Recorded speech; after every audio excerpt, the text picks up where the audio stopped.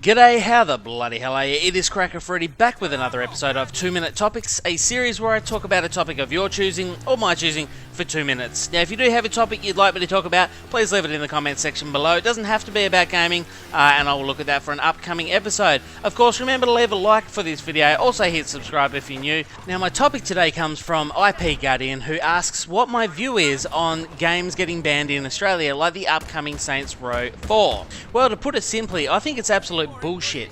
For those of you around the world who don't know, the Australian games rating system has been pretty antiquated, pretty old-fashioned for a long time now, because it's still stuck in a time when video games weren't quite as intuitive and, you know, quite the same as they are now. It was rated way back when video games were, I don't know, probably 2D.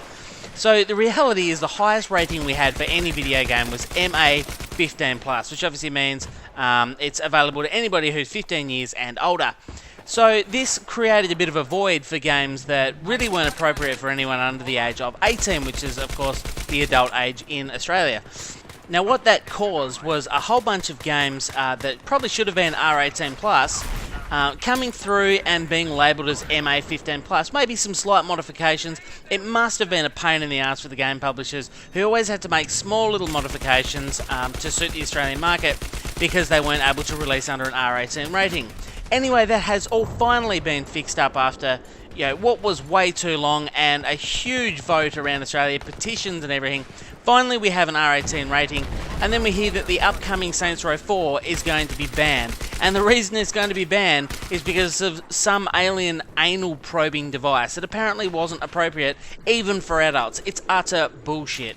To give you another example, a game called State of Decay had also been refused classification in Australia, even under the R18 system, and had to be sent back, and they changed the terminology of drugs used in the game from stimulants to supplements, and then all of a sudden it was perfectly okay to bring the game in. We're freaking adults, for Christ's sake. They're allowed in movies, they're allowed on TV shows. Why the hell can't they be in video games? We're 18, we are adults, we're well over 18. You know, it's bullshit and it needs to stop. I know I'm not the only Australian gamer that feels like this, but I don't really know what to do at this point. Anyway, that brings to the end my topic. Hopefully you have enjoyed it. Thanks for watching, guys, and I'll see you next time.